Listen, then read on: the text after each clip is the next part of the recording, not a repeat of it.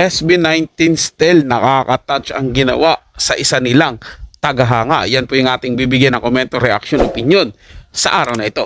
At ang video na yan ay galing po sa channel ni Showbiznap. Ilalagay ko po yung link ng channel niya sa description para mabisita nyo po. At syempre huwag nyo kalimutan na mag-subscribe din dito sa ating channel. Isang like at isang subscribe lang po. Napakalaking bagay na po yan sa atin mga tagapanood. Kaya naman huwag na natin patagalin to. Simulan na po natin ang ating reaction video sa araw na to mga tagapanood. Let's do this!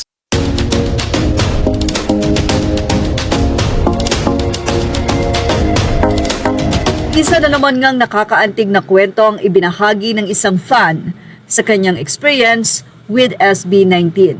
Narito po ang nakaka-touch na kwento ni Mrs. Ted Caranceja Tobias.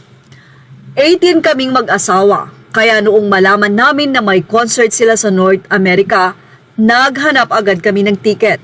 Sobrang broken-hearted ako nang hindi ako makabili ng ticket dito sa US kasi sold out agad. Noong 2023, umabot kami sa SVIP ticket. Selling nila sa Dallas and yung experience sealed the deal. Officially hooked na kaming mag-asawa sa SB19. Fast forward to 2025, akala ko accepted ko na hindi talaga kami manood ng concert. Until deep inside, I know I'll regret na hindi ko sila mapanood. Kaya ayun, pikit matang bumili ng flight ticket from Houston to Vancouver for the weekend ng concert. A little bump kasi di pa din SVIP kasi gusto ko talaga at least makita up close ang SB, lalo si Stel. Pero sige na din, may plan pala si Lord para pasayahin lalo ang puso namin ng husband ko sa Vancouver Airport. Patuloy ng kwento ni Mrs. Ted. Aniya, sa Vancouver Airport, magkasabay pala ang oras ng flight namin. Sa katabing gate sila, nakita ng husband ko si Ken, nag-breakfast. Nag-congratulate yung husband ko and syempre we took the opportunity to have a quick pic and short chat. He obliged kahit mukhang antok na antok pa siya. Next ko nakita as I was walking killing time pag-intay sa boarding. Nakita ko group nila sa katabing gate. Si Pablo tulog kaya di ko na inistorbo. Nag-hi ako kay Josh and all smiles na nag-hi din. Siyempre, sinadya kong lapitan si Stel kasi siya talaga ang super bias namin.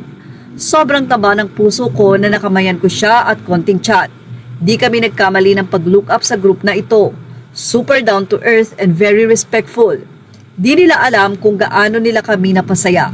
Sulit ang biyahe, puyat, pagod at gastos. Talagang ang bait ni Lord.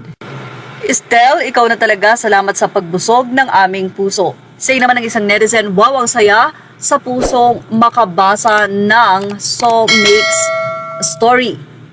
Teary-eyed and here, na-feel ko talaga yung excitement and saya sa puso niyong mag-partner while reading this. Congrats po. Sobra pa sa SVIP, meet and greet and photo op.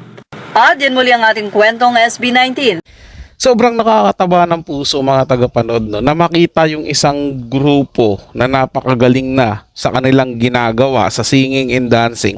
Tapos sobrang napakabait pa sa kanilang mga tagahanga na kahit anong pagod, puyat, ipinapakita pa rin nila na ina-accommodate nila lahat ng mga tagahangang lalapit sa kanila. Malayong malayo sa ibang mga grupo na minsan napapabalitaan natin na dahil pagod lang nagsusungit sa kanilang mga tagahanga, kaya yung iba nadidismaya.